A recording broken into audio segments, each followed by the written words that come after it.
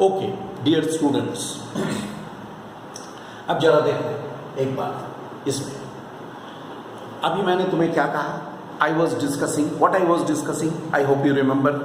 I was discussing the vector addition, laws of vector addition, isn't it? Our discussion was going on regarding the laws of vector addition. In that, I told you that if the two vectors are lying along the same line, whether in the same direction or in the opposite direction, right, no problem, they can be added. But the thing is, it may be possible that the two vectors are not acting along the same line, but they are inclined to each other. It may be possible. So in that case, what will happen? For that, one law is there, very important law, triangle law of vector addition. Very important law. Questions are very much asked, right? For the derivation, its statement, derivation, proof, etc. So try to follow me. Triangle law of vector addition.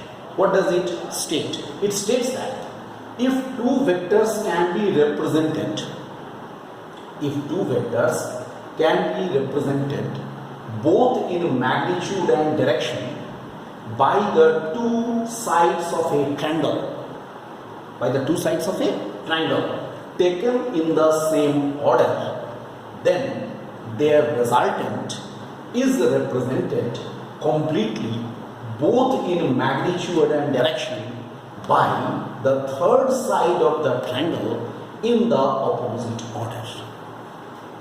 Look, पहले तो ये समझने का कोशिश करें क्या बोला गया है।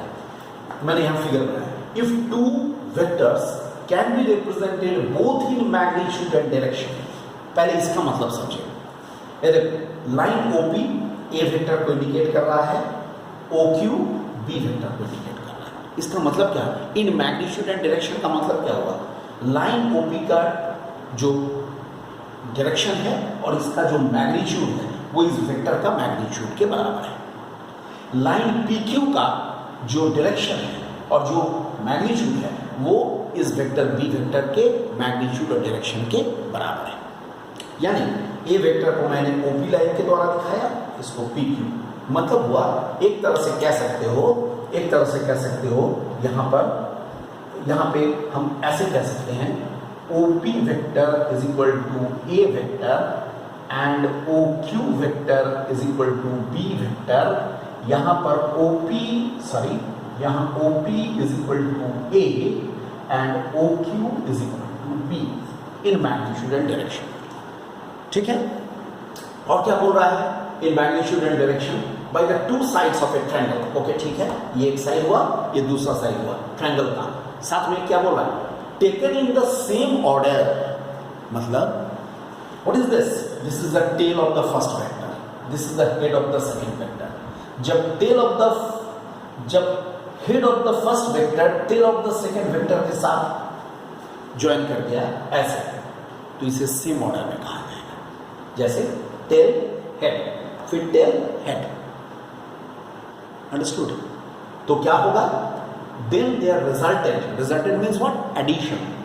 Their resultant is represented completely in magnitude and direction, okay, by the third side of the triangle like this, but in the opposite order, as opposite order। ये हो गया opposite order। देखो ये और ये सेम ऑर्डर में हुआ, अगर इसको भी सेम ऑर्डर में होना तो ऐसे आता वेक्टर, लेकिन ये opposite order। I hope all of you got it. इसे मैं क्या लिखूंगा? C vector is equal to A vector plus B vector, triangle law के अनुसार। यानी ये क्या बोलना चाह रहा है? ये बोलना चाह रहा है C vector is equal to A vector plus B vector is equal to कितना? OQ vector. यानी what is the value of OQ? It is modulus of C vector which is equal to modulus of A vector plus B vector. देखो ऐसे लिखा जाता है। इसका मतलब होता है मैग्नीट्यूड एंड डायरेक्शन। क्या ठीक है? मैं समझता हूं all of you have understood it very clearly. It's not at all difficult my dear students. I am keeping it in this way ठीक है, सबसे पहले ऑर्डर को समझ लो, क्योंकि हम लोग जब भी इस लॉ को यूज करेंगे ऑर्डर के अनुसार यूज करेंगे। ये टेल है, ये हेड है, ये इसका हेड जहां खत्म होता है सेकंड वाले का टेल स्टार्ट होता है, मतलब वह ये सेम ऑर्डर में है। और फर्स्ट वाले का टेल से सेकंड वाले का हेड को जोड़ दिया, यानी ऑपोजिट ऑर्डर में चला गया। ये इन मैग्नीट्यूड एंड डायरेक्शन इसका रिजल्टेंट को शो कर रहा है। मैं क्या करना चाहता हूं, मैं यहां पर OQ का वैल्यू निकालना चाहता हूं। I want to find out this value. अगर मैं तुम्हें कहूं कि अच्छा भाई चलो मैथमेटिकली तुम बताओ OQ का मैग्नीट्यूड कितना होगा, तो तुम बोलोगे तब तो भाई ऐसे क्या करना होगा, हमको यहाँ से एक परपेंडिकुलर डालना पड़ेगा, पाइथागोरस थ्योरम लगाना पड़ेगा। कैसे? मैं यहाँ से परपेंडिकुलर डालता हूँ और इसको एक्सटेंड कर दिया, मान लिया जाए m is the foot of the perpendicular. b PQ का वैल्यू b है।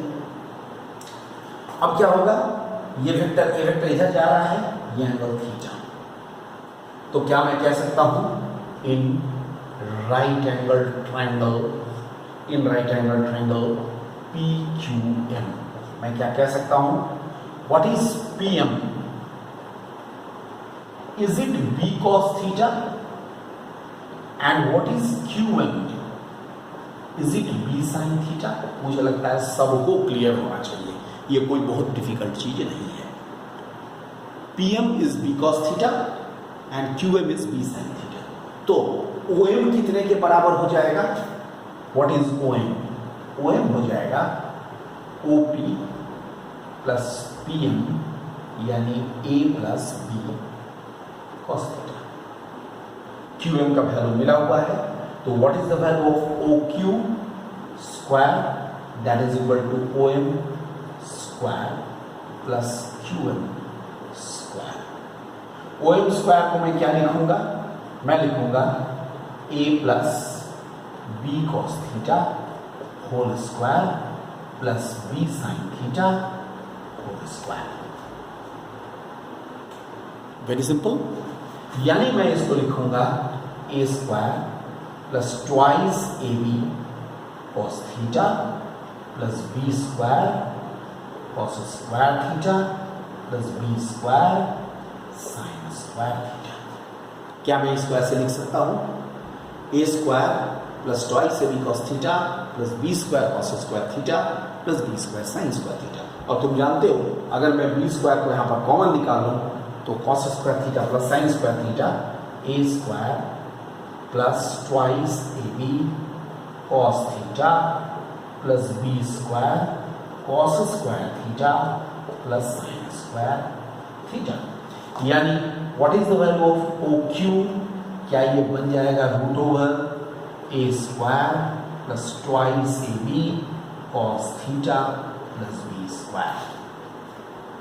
यानी ये कितने के बराबर हो जाएगा? इसे तुम C वेक्टर का मॉड भी लिख सकते हो या A vector plus B vector का मॉड भी लिख सकते हो।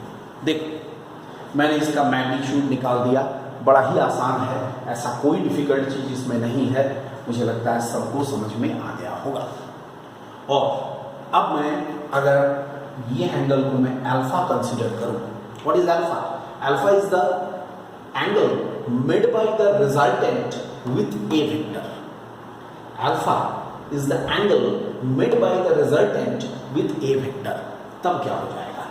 तब हो जाएगा tan alpha must be equal to QM by OM. QM क्या होगा? B sin theta by A plus B cos theta. देखो मैंने क्या निकाला लास्ट में? मैंने निकाला tan alpha. What is tan alpha? Tan alpha is the angle made by the resultant with A vector. That alpha, tan alpha is equal to how much? This. ये इसका magnitude निकला, ये इसका डायरेक्शन निकला। तुम बोलोगे क्यों डायरेक्शन निकाले?